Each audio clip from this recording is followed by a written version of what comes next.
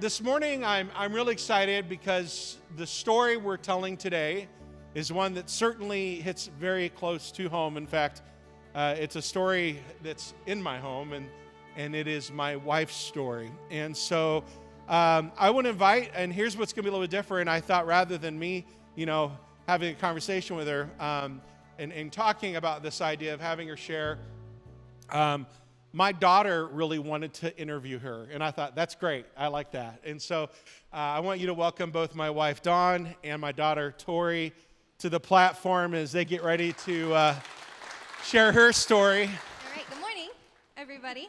I am Tori, for those who don't know, and as my dad was kind of planning this series, and one was redemption, I was like, you're interviewing mom, right? Like, that is such a beautiful story of redemption, and my dad just kind of laughed on. I was like, if you don't, I will, because her story is just so incredible. And I know there's many people who'd probably be like, I have really good parents, I think I have the best parents. Like, actually I do, and I have believed wholeheartedly most of my life, all of my life, that I genuinely have been blessed with some of the most incredible parents.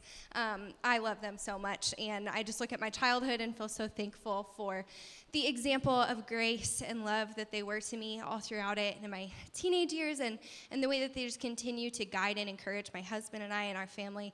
I really have the best parents. And what is just so crazy to think about is that none of what our family is now, a family that all serves the Lord and goes to church together, was really what anyone was set up for. My mom did not come from a story that said pastor's wife someday or youth minister someday, and I think it's just a story where you so see God and his redemptive power. So I'm really excited this morning to give her the space to share her story of God's redemption power. So, all right, are you ready? I'm ready. I'm plan B, though. I'm plan B. There was a plan A. I'm a plan B. So I apologize for all of you that have heard my story, and it's just like Dawn again. Here we go. No. All right. Well, not a lot of people have heard it, though, all at once, the whole thing, which is impactful. So to understand all that God has redeemed in your life, we really need to kind of go back to the very, very beginning of your story. Tell us a little bit about the families that you were born into. So maybe what you would think in terms of my family legacy, it's rich in Christianity and ministry. My dad's side of the family, DeHamers, are kind of known in some of the assemblies around town. My grandpa was like Sunday school superintendent when that was like a big thing. They gave like pony rides before you went to Sunday school. Like, it was a big deal. Chairman of the board, worship leader, he preached. My grandma was like missions banquet queen. They were just very, very involved, and that's what the boys, my dad and his brothers, were raised in, just a rich, rich legacy. My dad was a singer. The Bill Riley contest, he was the winner in like the maybe late 70s, or late 60s, early 70s. He won a Mustang. I'm not sure that they give those out anymore. So he was kind of a big deal. Music of some sort was what he was going to pursue, and I know that my grandparents were passionately praying that that would be a career within the church.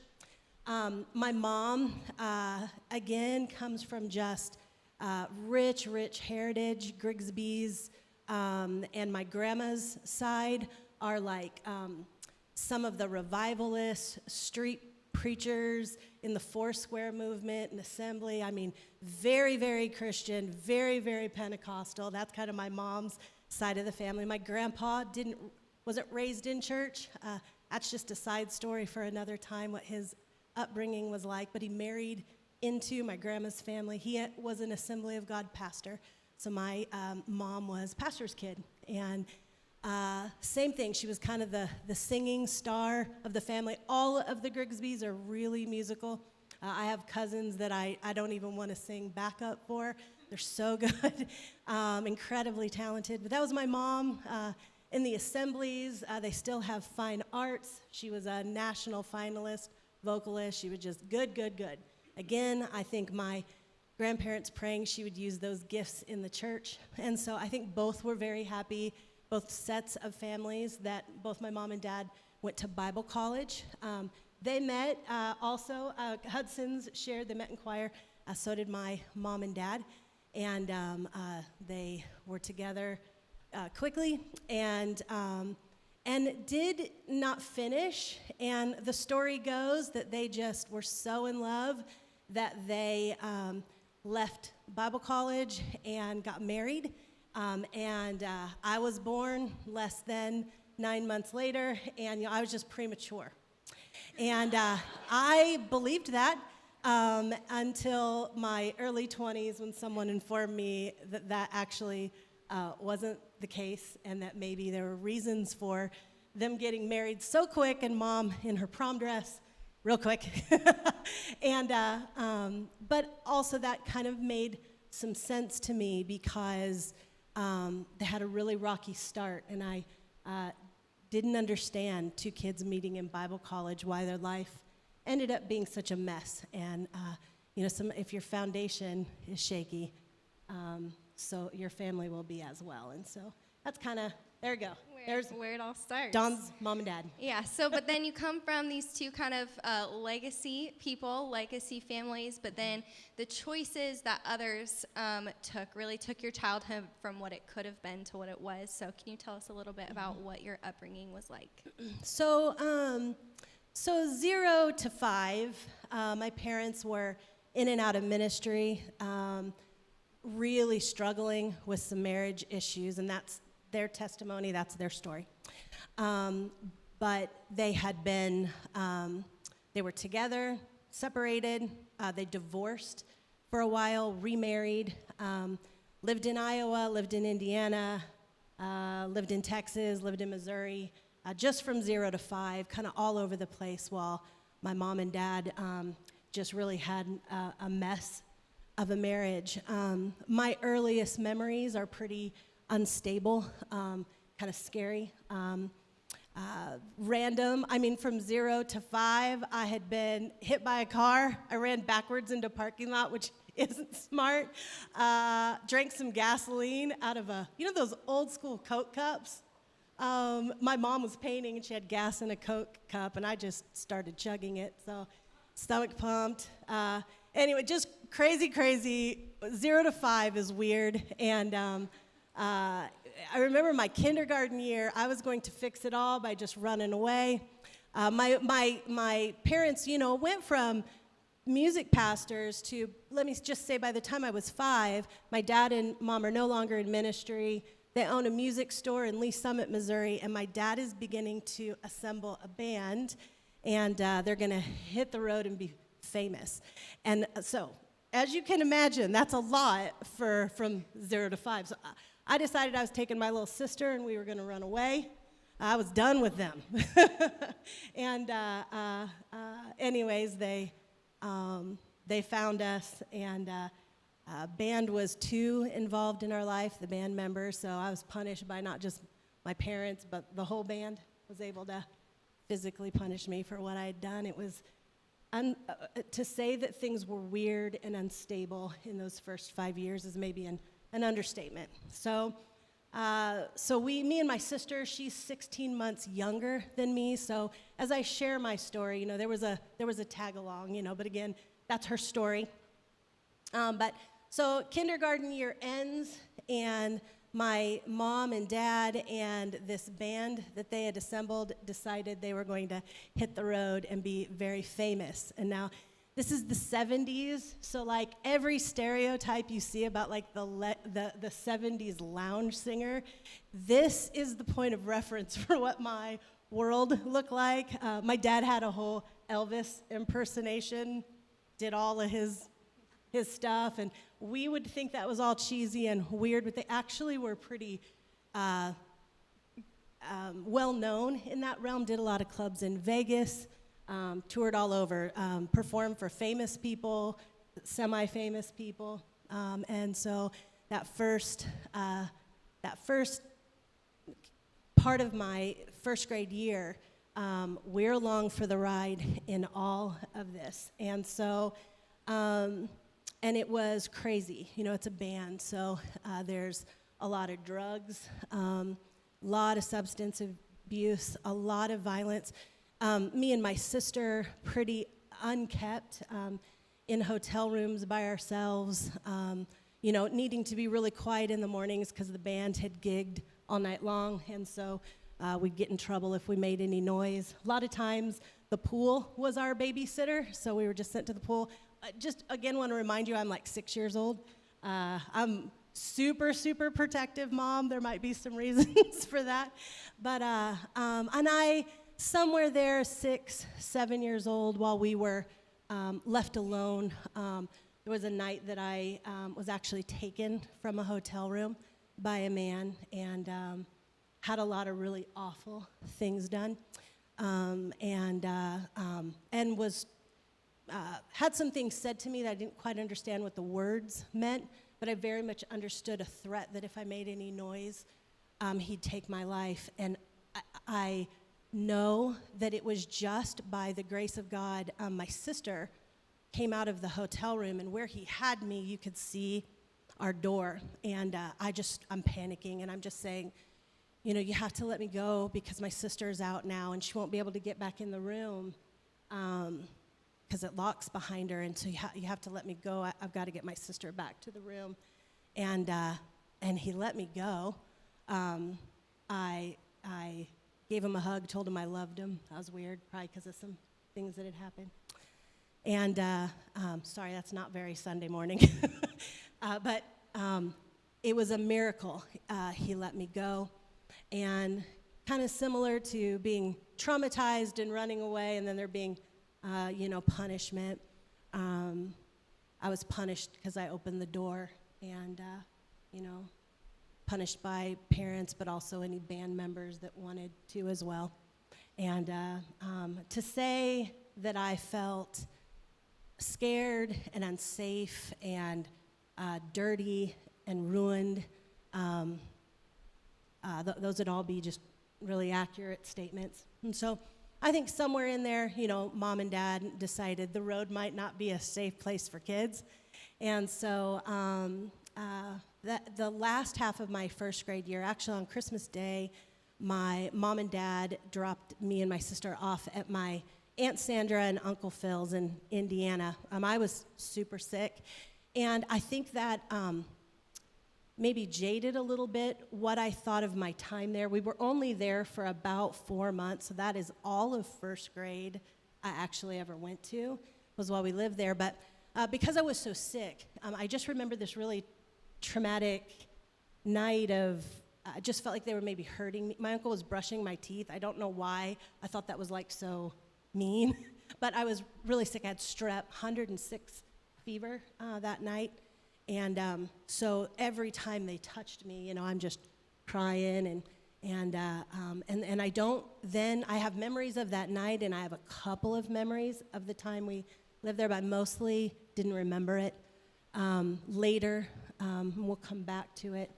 I appreciated that time with my aunt and uncle even more, but as a kid, it's just where I got dropped off. So I was just so abandoned. Then second and third grade, we actually went to go live with my grandma and grandpa on my dad's side. And we lived there for, like I said, second and third grade and kind of some summers around. And while, again, we'll come back to that, I mostly felt abandoned, just a damaged kid.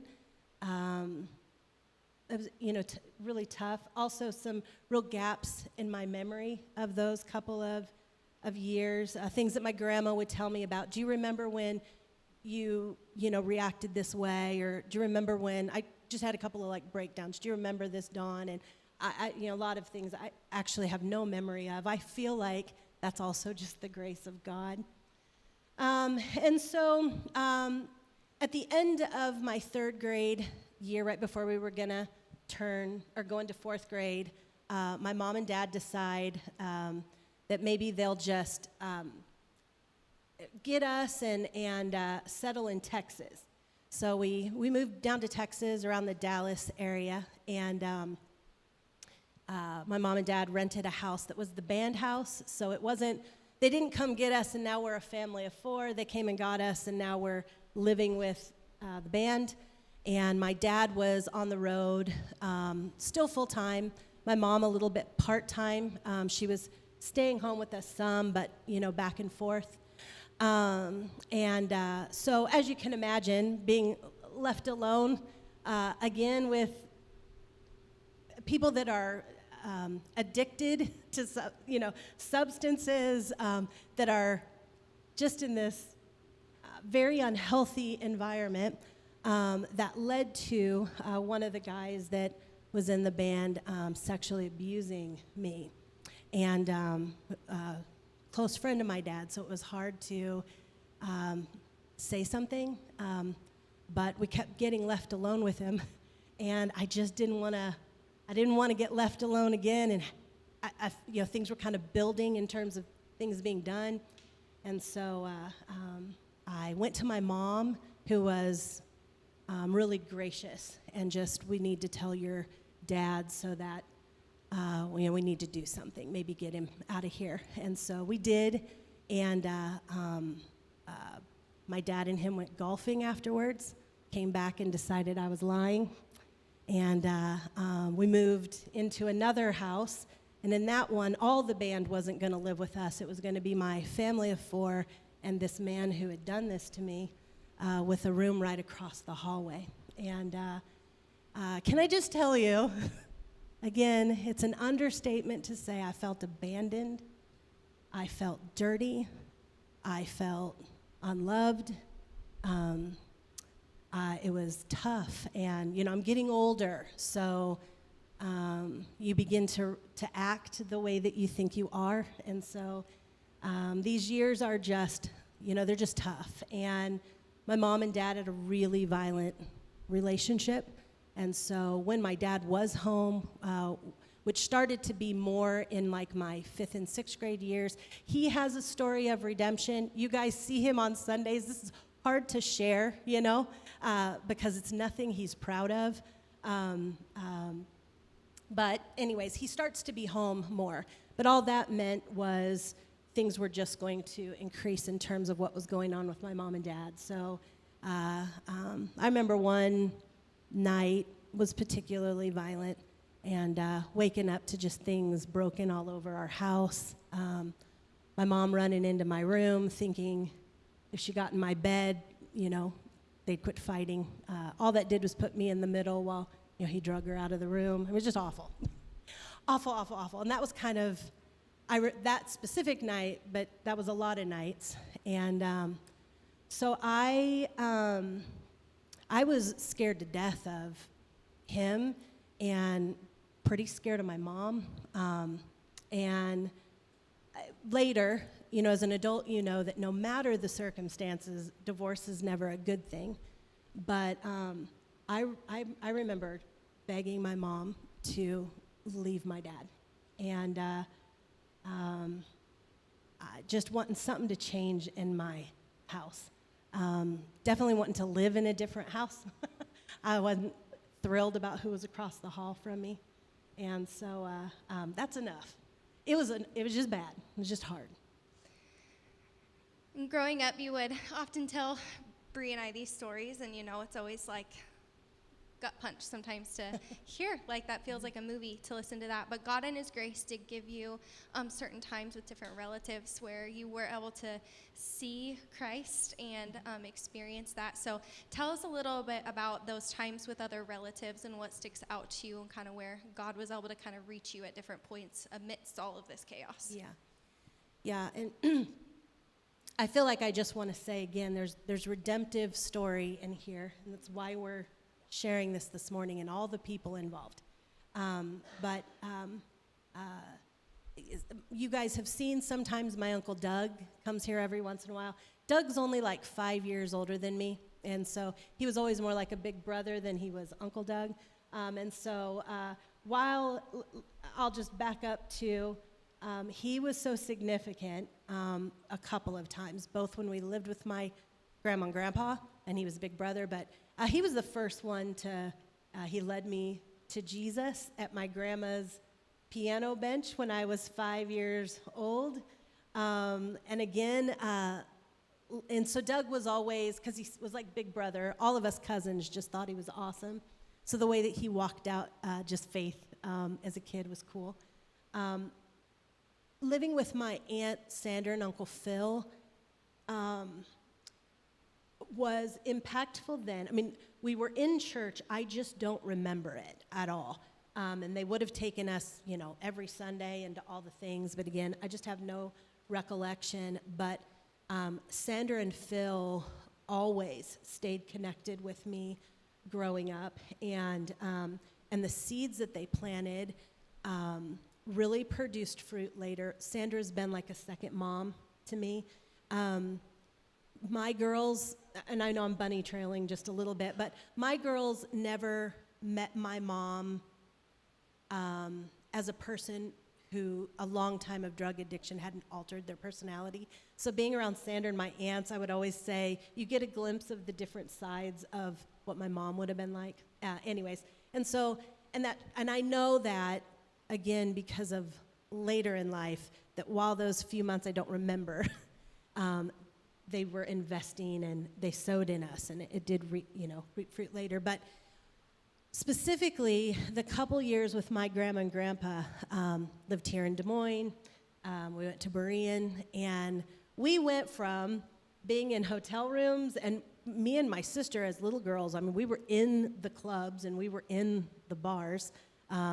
Went from that to my grandma and grandpa's that is almost as Leave It to Beaver as you could imagine. Grandma's got dinner on the table a certain time every night.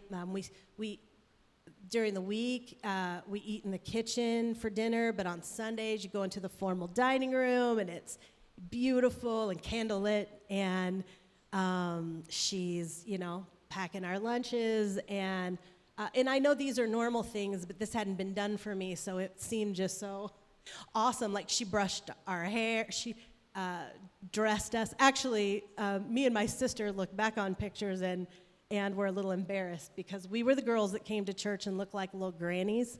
So she'd sponge roller our hair, and we had like little ringlets and dresses and tights and those slicky shoes that you can slide on the carpet and shock people at church. We were just, Grandma had us just cared for and dressed and done, and it was like an oasis for me and my sister. This was it was foreign. Normalcy was foreign to us. And so, but specifically, being in church every Sunday morning, every Sunday night, every Wednesday, at all the things. We were in Prims. This is old school, but I have my Prims beanie with all of the badges.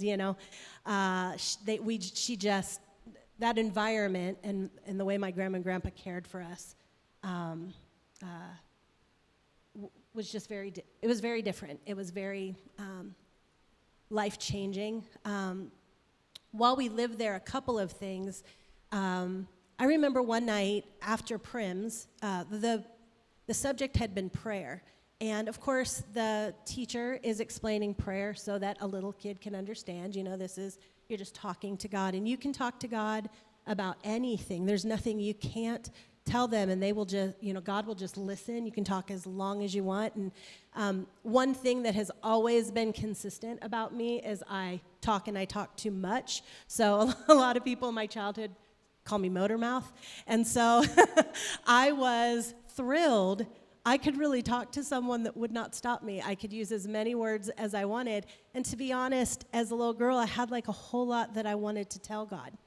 And so I remember coming home from church that night, and I couldn't wait till everybody went to bed. And I sat on the edge of me and my sister's bed, and I just started talking to God and about a lot of things. This little girl had a lot to get off her chest.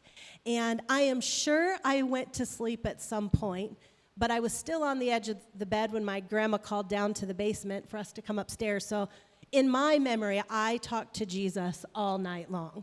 Again, I'm not sure that that's the truth, but for me, Jesus was a friend to me that night like I had never had. And I'd had a conversation like I'd never had. It was impactful later in my life. Also having a dream that I won't bunny trail into, but I had a dream that I know was a Holy Spirit dream, and those two things were so significant. Anyways. So then it kind of shifts as you get older, and you really had a childhood of a lot of things chosen for you. You had no control over those things. But then it kind of shifts into you're older, and you start to make your own choices. Mm-hmm. So tell us a little bit about that shift as you got older. So again, then my parents end up divorcing when I was in 7th grade. And my mom took me and my sister to just another town around the Dallas metro. And my dad came over one Sunday, and while my mom was at work, and wanted us both to get in the car and go with him to Iowa. And I just didn't want to go, but my sister did. And so this is not cell phone, days. So I can't text mom, hey, dad's here, he's picking up Chandra and taking her to Iowa. And you didn't call your parents while they were working. So my mom came home. By the time she comes home from work, my sister's very, very far to Iowa. And my mom was just so mad, so angry that felt like her daughter had been taken, and I was, I kind of aided in that, so she's really angry with me. Every kid that's been through divorce, so many situations that you're in the middle of that you shouldn't be in the middle of, right? That's not unique to me. It was a situation where I felt just really in the middle, and then I turned 13. That's a tough time for your parents to be divorcing. I pierced my ears, and that was of all the things I could have done that might have upset my dad in reaction to my upbringing, I pierced my ears, so he didn't speak to me for a while. And so I'm going to just say that between what had just transpired between, me and my mom over my sister leaving, and mom being so angry at me, and dad being so angry at me for some ear piercing, to say that I snapped, I just snapped. And so I turned into then what was all my teen years. I was just angry. I was scrappy. I was one of those girls. I was always after somebody, Somebody looked at me weird, and I'm after her, I definitely was. So the first time I was ever around alcohol, I was little, 6, 7, in a bar, given permission to try different drinks. So I did all, as a teen, I just did all the things. I remember having the conscious thought that if I think it, I'm gonna just do it. If I wanna say it, I'm gonna just say it. I felt like it was my right now for all the times that I was quiet. If I think it or I wanna do it, I am going to say it or do it. And I was just wild, crazy, teens are hyper impulsive anyways, and I just took it up another, level. And so I was a naughty girl and did a whole lot of things. I feel like I was acting out all of the things that had been done to me and around me. And so that was the kind of teen that I chose to be. I remember a lot of people saying to me, Dawn, you're going to reap what you sow. And that didn't scare me at all. But a lot of that, you're going to reap what you sow. And I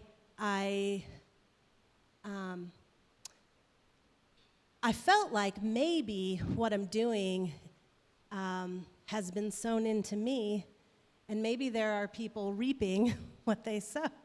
I might have thought of that concept a little differently. But it led to, by the time I was a junior in high school, I had missed school. I'd skipped so much school that I'd been unenrolled several times and had to go back and re-enroll myself. And finally, I just decided not to go back. And so that spring of my junior year, I officially dropped out. And remember the dean of students. He had been, Dr. James, he had been on staff at my junior high as well, and he called me into his office the first day of the new year, my 8th grade year, and he just said, I want to tell you, Dawn, this is the last day I'm going to see you in my office. We're going to have a really good year, and this is the last day I'm seeing you in here. And I saw him a lot of days, my 8th grade year, and then I felt like that guy followed me to high school, and, we were by alphabet under certain, they were in our high school, they'd be like assistant principals, but it was like our dean. And sure enough, Dr. James was over the beginning of the alphabet, so here he was again. But I remember him saying to me when I dropped out, me and a friend of mine that had both dropped out, Dawn, I don't know why he said this, and this is a country Texas with this big old cowboy hat. Dawn, I just don't want to run into you at Walmart someday, and you're eating pickles, and you have a cart full of kids, all with a different daddy. I just want a different future for you, Dawn. Hi. All right. I feel like you'll follow me to Walmart. I'm gonna keep seeing you. And so I dropped out, and I into that summer, the expression that sin will always take you farther than you ever meant to go, and it will keep you longer than you ever wanted to stay. I was beginning to have some of those things happen. I was doing things beyond what I thought I'd ever do. There was this exposure to the gospel when I was a kid. My parents did meet in Bible college. There was always there was always a Savior that was calling to me, And so, right before my senior year is going to start that summer, just been a bad weekend because of the choices I was making.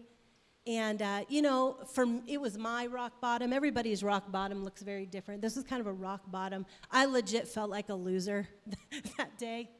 And I remember I cried out to God a little.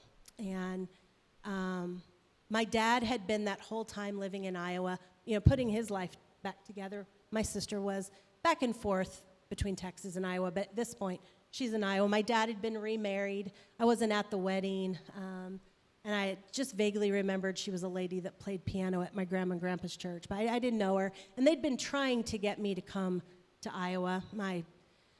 So I just kind of thought, I need to get out of here. And, sometimes we really do need to flee from sin. And I think I just had a realization that what Dr. James said about my life is not what I want. And this is the way that I'm heading. My mom was, at that point, very drug addicted, and a lot.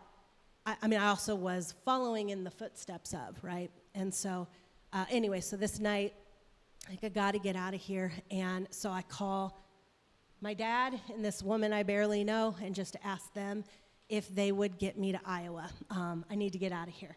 And and I need you to, if it's okay, then I need a ticket immediately, because if it's if we wait, I'll change my mind and I'll stay. So would you help me get out of here? And they immediately flew me back.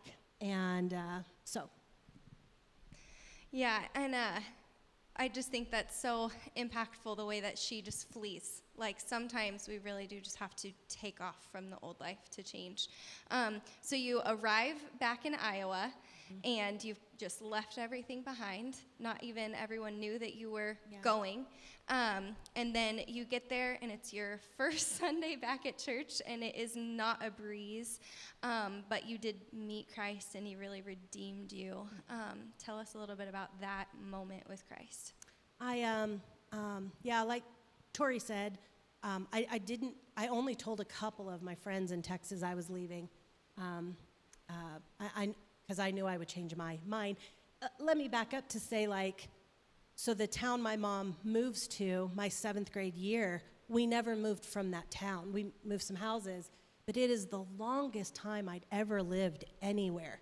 And so me and my extremely dysfunctional friends, it felt like family. It felt like consistency, even though, it wasn't. So it was very hard for me to leave. And so first Sunday back, I wasn't very warmly received. My grandma Dee Hamer, she is the one that I lived with. This is a Dutch woman. She is black and white. I heard there was someone who, she used to be my Sunday school teacher, and we were talking about having an Esther in our family. My grandma's name was Esther, and what big personalities they are. And Mary's comment, this Sunday school teacher of mine said, your grandma was a force of nature. And she was. I mean, and that, I don't mean bad connotations to that. She was just such a presence. And so when I come into church, this force of nature is not happy with me at all. And I know it. I think there were some, we have to be careful how we share prayer requests when sometimes it is gossip. And so there were a lot of opinions about me. And let me tell you, while I was wild, there was still a part of me that was nice. I mean, it wasn't just this awful person entirely. And,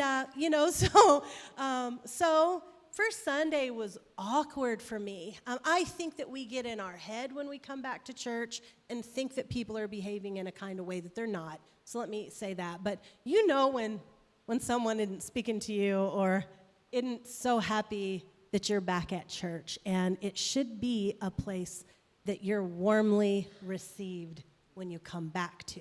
And so,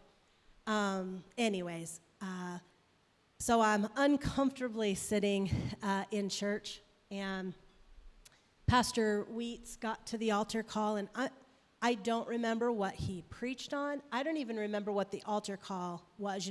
This was just a season where there was an altar call at every service, and whenever it was time, I literally just ran to the altar, and I cried and repented. We sometimes do need to have those times where before the Lord we say all the things. I needed to say out loud, I'm sorry that I did this, and I'm sorry that I did that. And it was kind of special because all of a sudden I have a hand on my back. And it was actually my stepmom's mom who, I barely knew, Colleen. And she's the only one that came up. But she just laid her hand on my back, and she just cried with me. And it was so powerful. And I think that I was definitely a little girl that needed just someone to cry about what I had walked through. And that morning, I felt like not only her heart was breaking for me, but the heart of the Father was just breaking for this little girl at the altar. And it was comfortable to confess. And it was a safe place, and I hadn't had a safe place. It was a safe place to be vulnerable. And I guess the last preachy thing I'm going to say is we shouldn't also underestimate the power of an altar. It was powerful for me.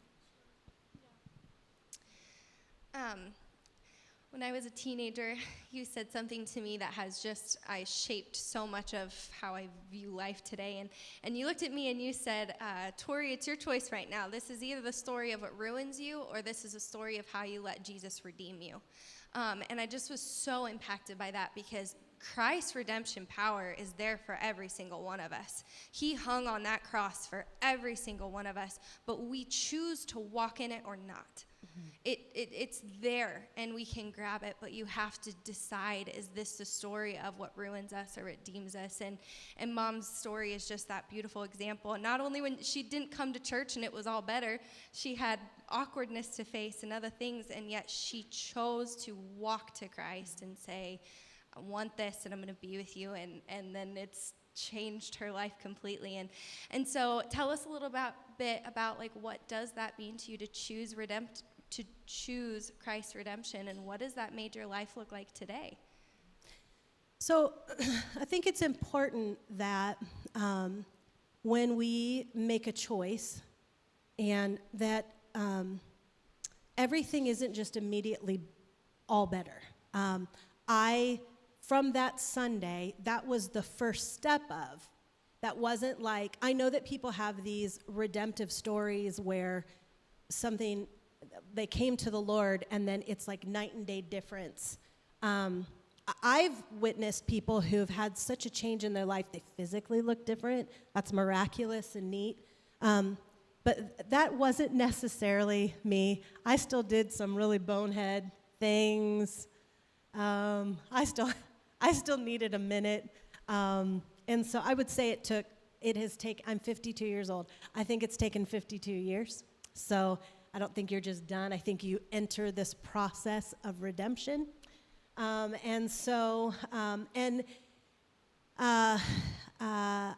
We were having lunch with someone that just goes, man, my life was wonderful, and I had great parents.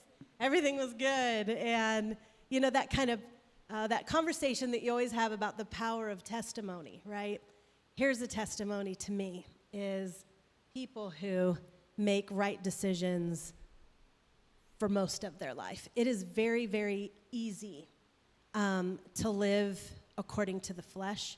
It's very easy to make bad decisions. It was easy while my life was pretty jacked up, it was easy to make the bad decisions that I was accustomed to. It was easy for me to pop off instead of hold my tongue.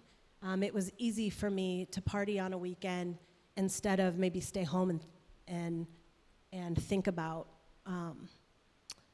my life. And so coming to church, moving to Iowa, it was hard. Actually, I did not like Iowa or Des Moines at all. I wanted to be where it was warm and where malls were the right size. These were like way too small,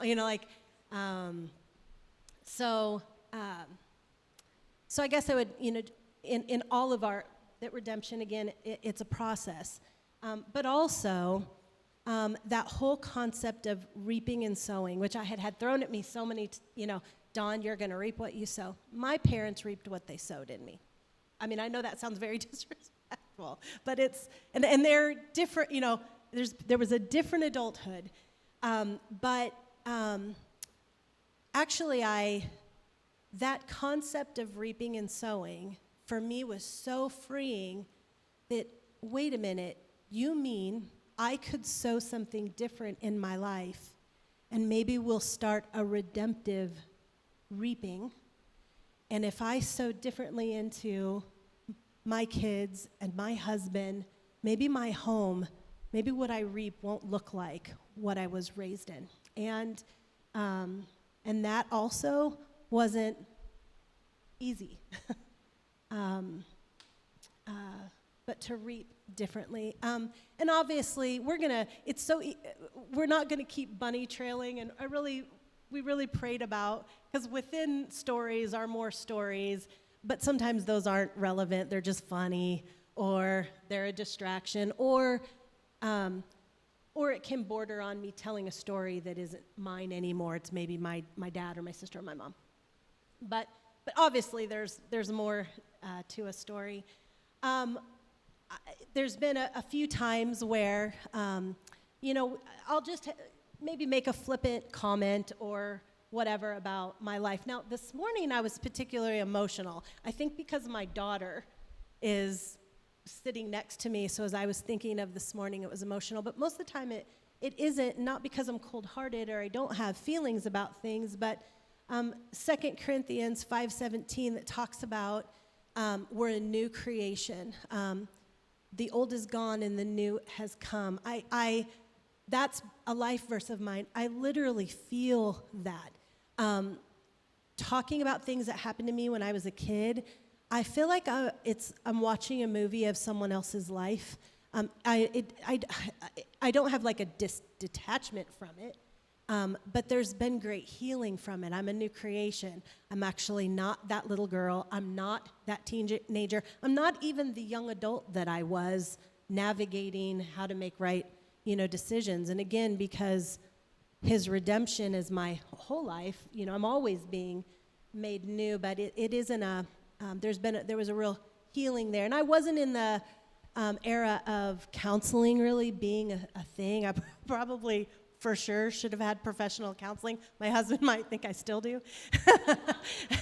But it wasn't a thing. And when I, as a young mom and young married person, I'd start replaying some of the things that happened to me, and not in this like trying to dwell on it, but literally before the Lord. I would feel his presence in my room, and the word says that he will counsel you in the night.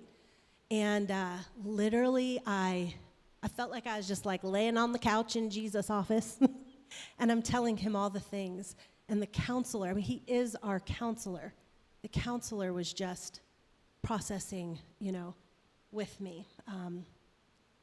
The old being gone and the new coming.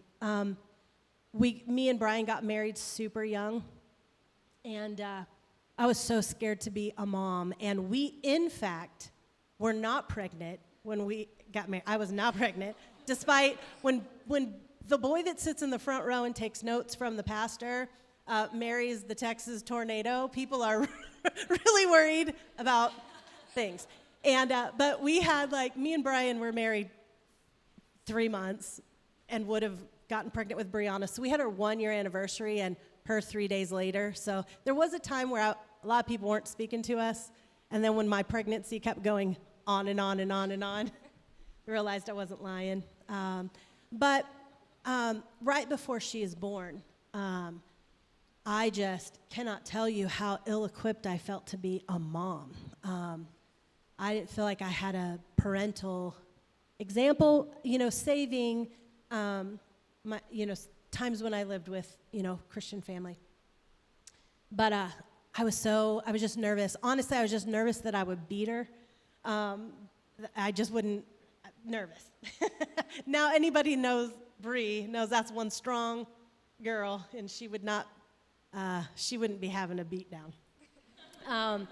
But Romans chapter 8, verse 15 talks about that spirit of adoption and where we cry, Abba, Father. And I read that while I was pregnant and praying, Lord, please help me not to beat my child. I had literally been adopted. And as a daughter, well, then it changed my thinking. Well, then I'm not trying to be any weird doctrine and trying to make God a woman, okay?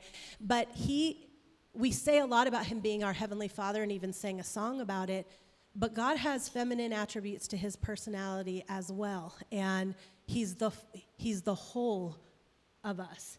And I don't know, I had this understanding that I have been adopted. I have a heavenly parent, mom and dad, and I'm going to just lean there and not process my upbringing as I try to parent, but just lean into my Heavenly Father and this family I have been adopted into, and maybe we will have a different kind of legacy and different kind of kids, and we have.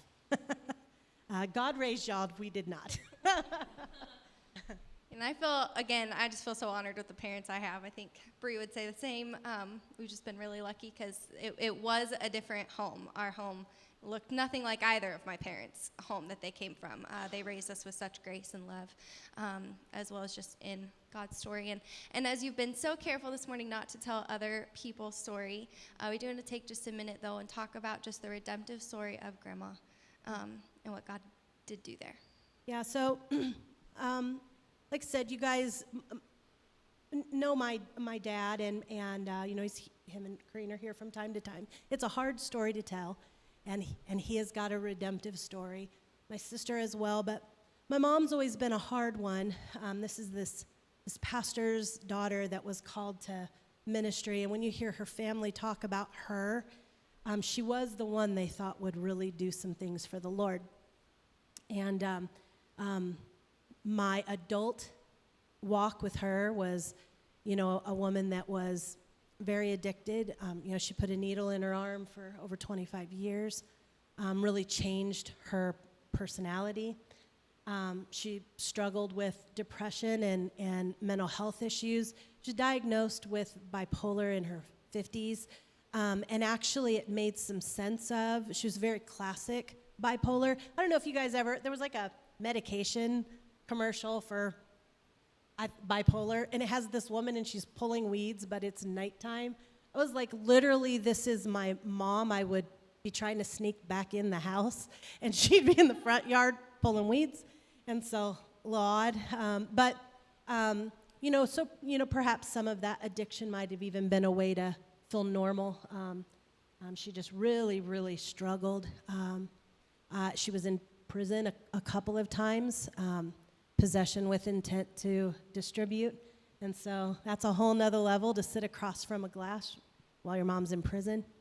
And just tough stuff with her. And then she was moved here to the Des Moines area. I didn't know it. I had family in Indiana that called me and said, your mom's in Iowa. She's been moved to Iowa and doesn't want you to know. And I just freaked out because I had, as an adult, was really working to not be in the midst of just constant drama. But anyway, so here we were. And some of you guys that have been around a while just know times where, we had to respond because mom's laying in a skywalk downtown Des Moines and she's OD'd on somebody else's prescription meds she has a hold of.